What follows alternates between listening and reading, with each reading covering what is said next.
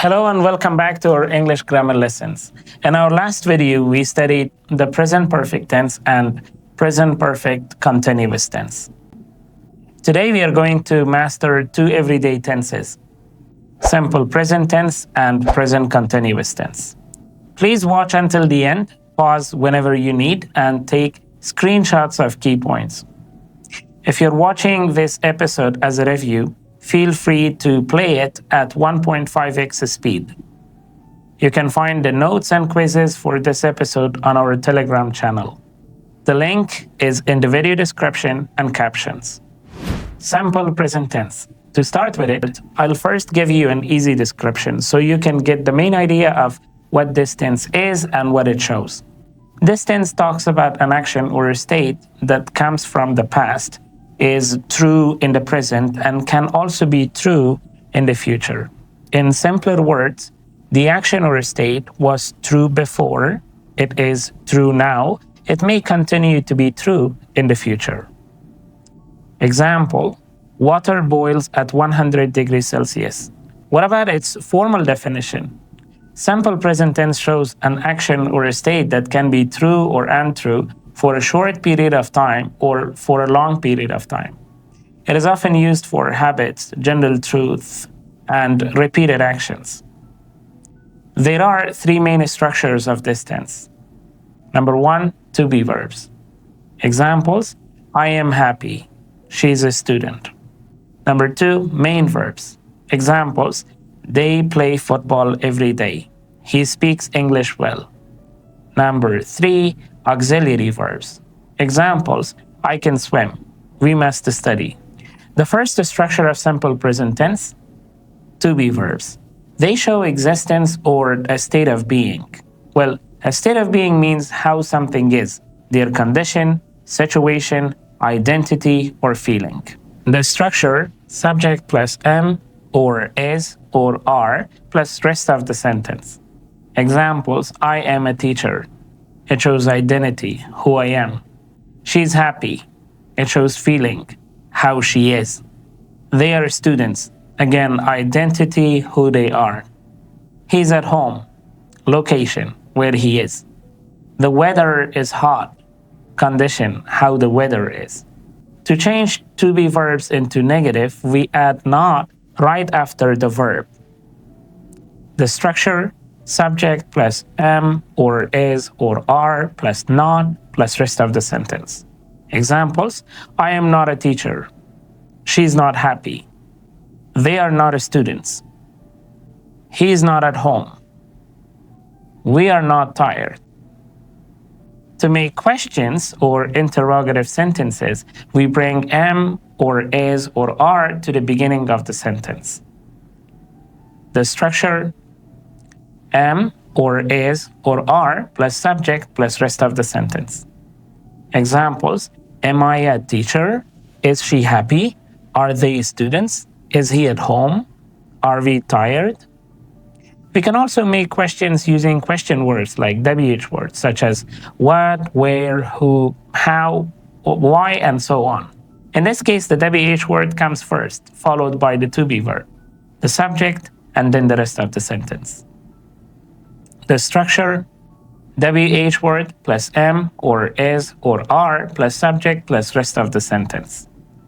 Examples, what is your name? Number two, where are they from? Number three, who is your teacher? Number four, how are you today? Number five, why is he late? The second structure of simple present tense uses main verb, and it shows daily, regular, or habitual actions, and things which are generally true. Let me tell you in simpler words. We use it to talk about actions that happen again and again, or facts that are always true. This structure expresses habits, repeated actions, routines, or general truth. Structures with main verb. Number one, affirmative form. Subject plus main verb, a base verb, or a base form ending in SES or IES for he, she, it, plus rest of the sentence. Examples, I play football every day. She reads books at night. They work in an office. He watches TV in the evening. We eat lunch at 1 o'clock. The negative form, we start with subject, then we use do or does plus not plus base form of the verb. Examples, I do not play football every day. She does not read books at night. They do not work in an office. He does not watch TV in the evening. We do not eat lunch at 1 o'clock. Number 3, yes/no questions. We start with do or does plus subject plus main verb or base form plus rest of the sentence. Examples, do you play football every day? Does she read books at night?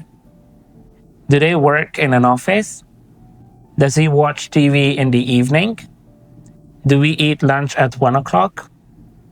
Number 4, WH questions. We start with WH words, then do or does, then subject, and then base verb.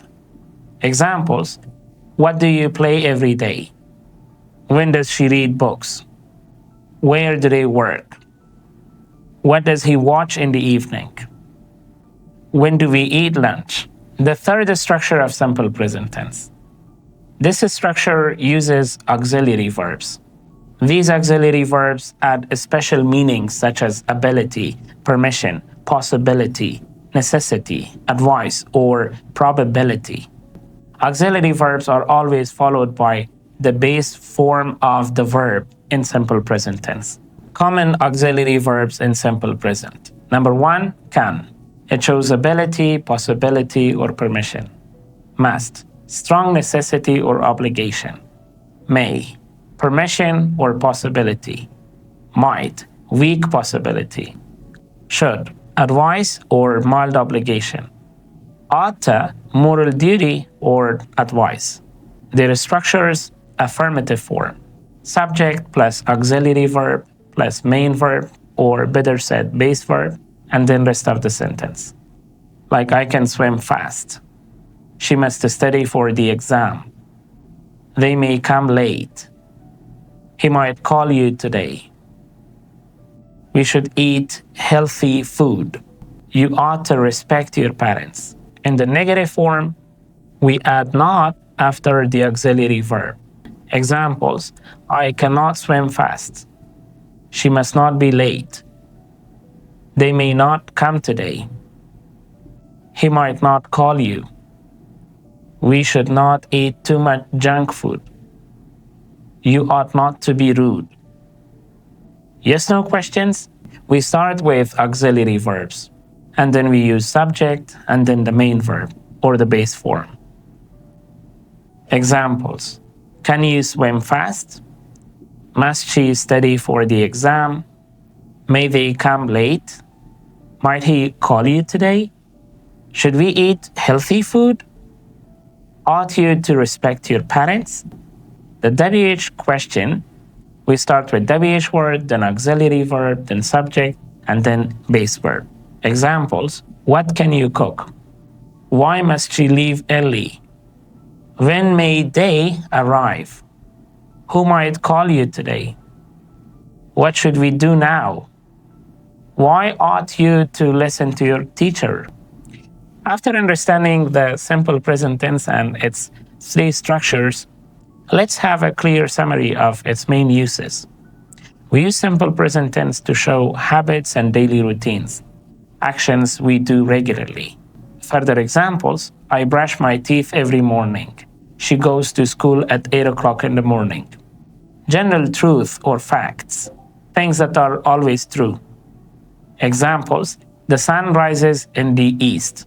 Water boils at 100 degrees Celsius. Number 3, repeated actions, actions that happen repeatedly or regularly.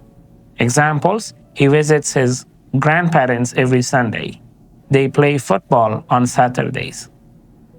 State of being, showing existence, condition, identity, or feelings.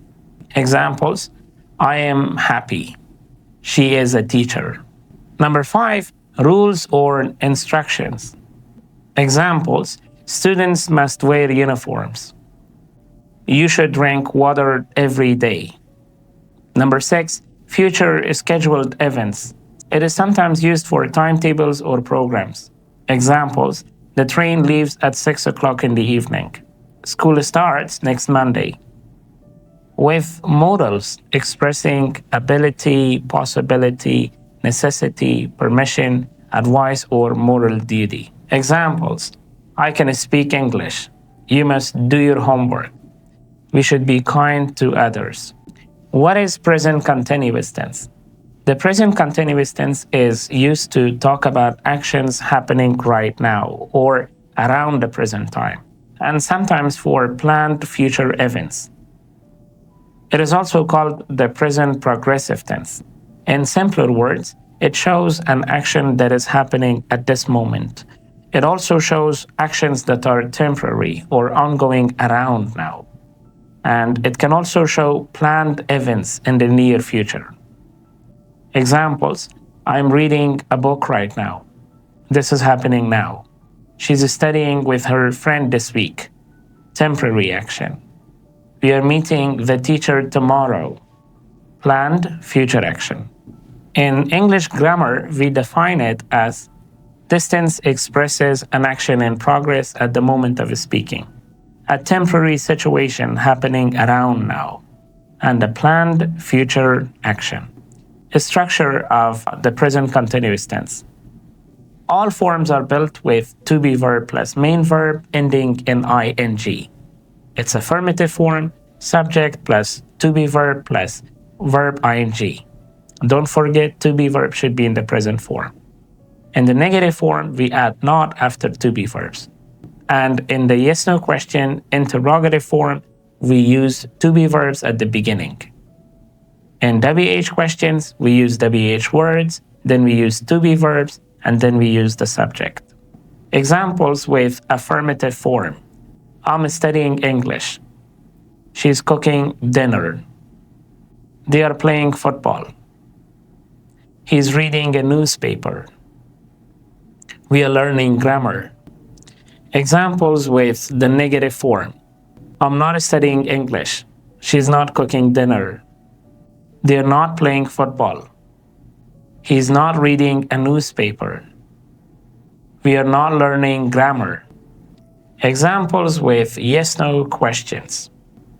Am I studying English? Is she cooking dinner? Are they playing football? Is he reading a newspaper? Are we learning grammar? Examples with WH questions. What am I studying? What is she cooking? Who are they playing with? What is he reading? Why are we learning grammar? Uses of present continuous tense. Number one, actions happening now, like I'm talking to my friend. Number two, temporary actions. She's staying with her cousin for a week.